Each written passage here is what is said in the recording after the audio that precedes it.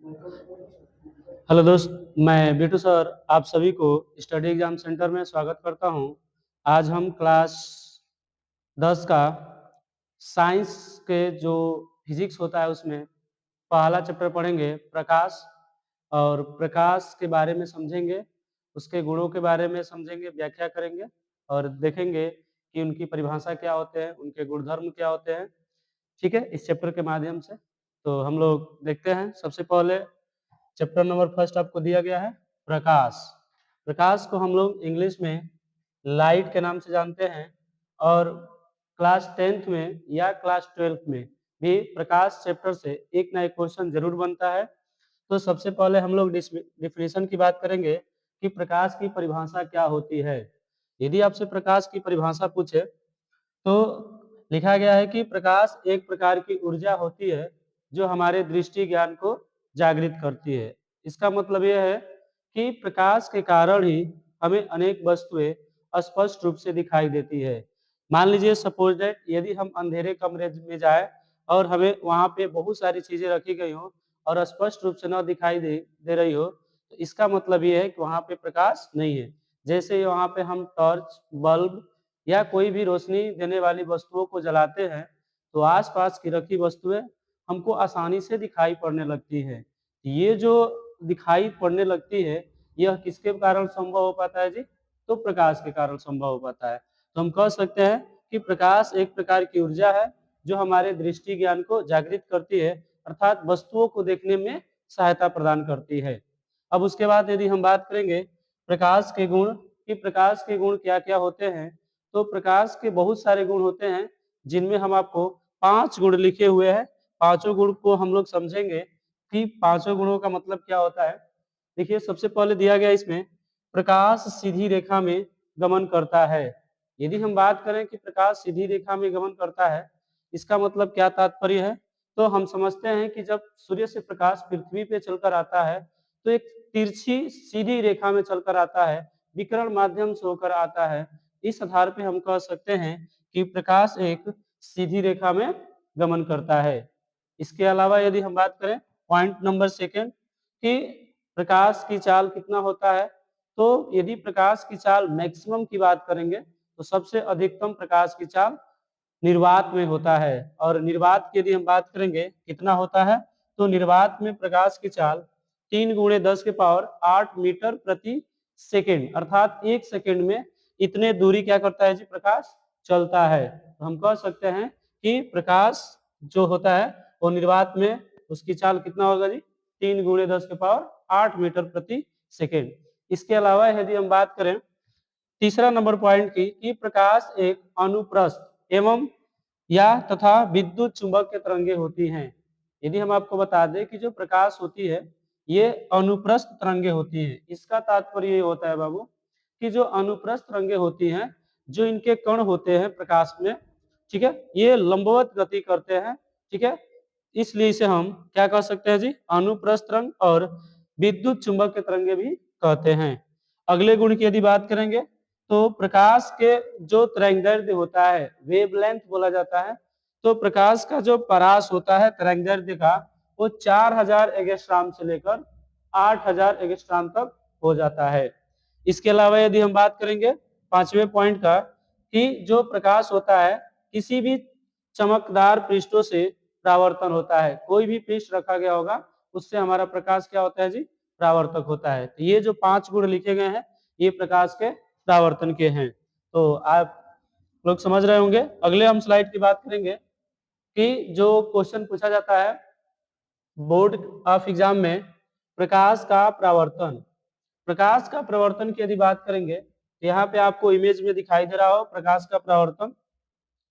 प्रकाश के परावर्तन में हम किसी भी चिकने या पालिशदार सतह को लेंगे और इस चिकने या पालिशदार सतह पे हम कहीं से भी प्रकाश किरणों को क्या करते हैं जी? इस पे गिराते हैं। इसका मतलब हम कह सकते हैं कि किसी स्रोत से चलने वाली प्रकाश किरण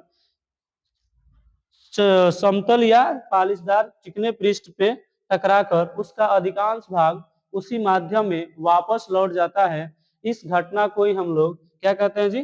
प्रकाश का परावर्तन कहते हैं। देखिए वैसे ही आपको परिभाषा लिखा गया है कि जब प्रकाश किसी चिकने या पालिशदार सतह पर आपतित होता है तो उसका अधिकांश भाग सतह से टकराकर उसी माध्यम में वापस लौट जाता है। तो इस घटना को ही हम प्रकाश का परावर्तन कहते हैं। अच्छा, जो प्रकाश की किरणें समतल दर्पण पे या कोई भी दर्पण चिकने पालिशदार सतह पे आती है उसको हम लोग आपतित किरण तथा टकराने के बाद जो अधिकांश भाग होता है चली जाती है उसको हम परावर्तित किरण कहते हैं। अर्थात इन दोनों को जहां पे मिल रही है वहां से एक सीधी रेखा खींचते हैं जिसको हम अभिलंब कहते हैं, नॉर्मल भी बोल सकते हैं। इसके अलावा यदि हम बात करें प्रकाश का परावर्तन के नियम, तो प्रकाश के परावर्तन के दो नियम होते हैं। पहला नियम होता है कि आपतित किरण, परावर्तित किरण तथा अभिलंब तीनों एक ही तल में स्थित होते हैं। ठीक है, तो लिखा गया है कि आपतित किरण, परावर्तित किरण तथा अभिलंब तीनों एक ही तल में स्थित होते हैं। आपको फिगर में दिखाई दे रहा होगा। इसके अलावा यदि हम बात करेंगे कि जो हमारा दूसरा पॉइंट होता है नियम में, आपतन कोण आई। अच्छा, कोण की यदि हम बात करें तो आपतित किरण तथा अभिलंब के बीच में एक कोण बनता है जिस कोण को हम लोग आपतन कोण कहते हैं, तथा अभिलंब एवं परावर्तित किरण के बीच में एक कोण बनता है जिसको हम परावर्तन कोण आर के नाम से जानते हैं।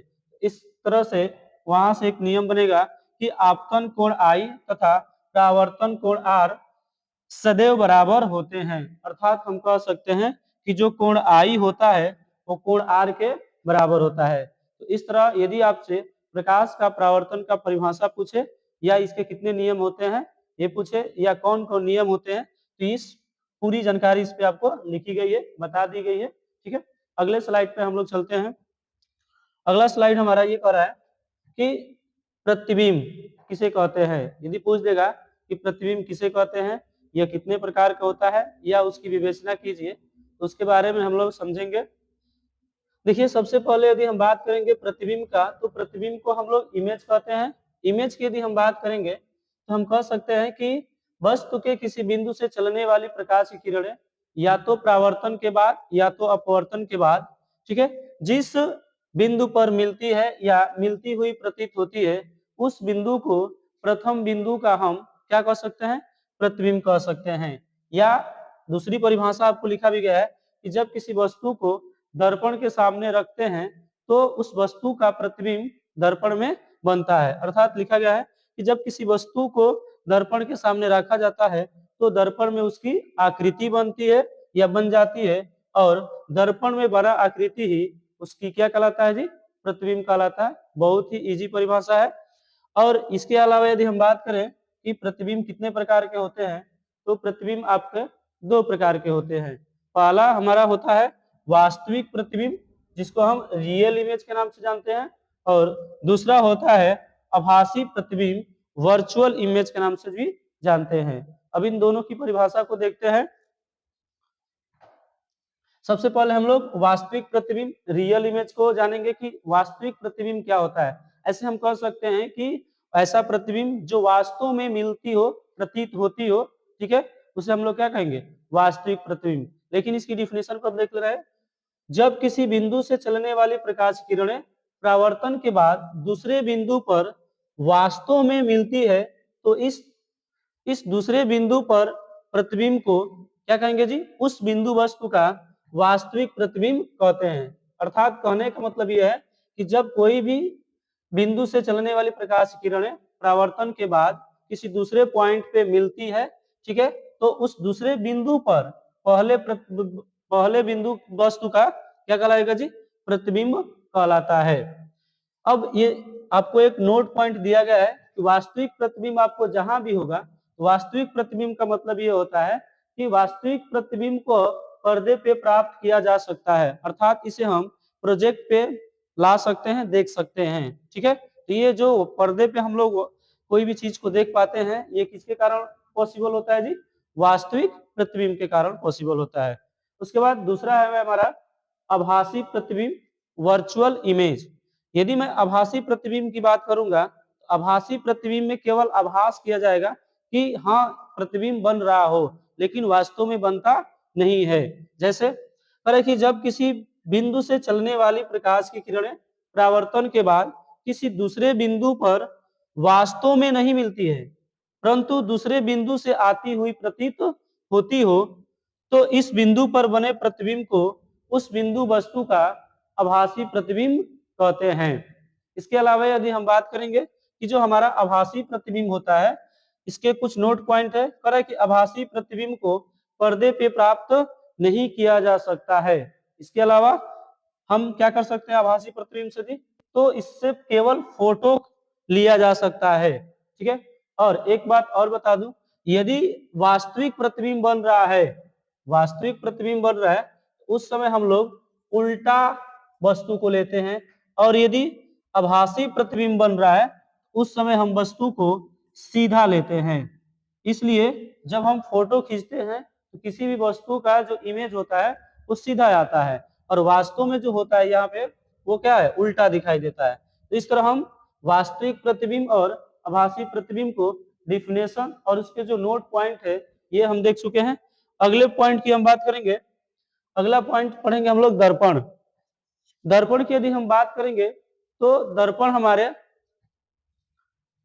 करे कि दर्पण को मिरर कहा जाता है।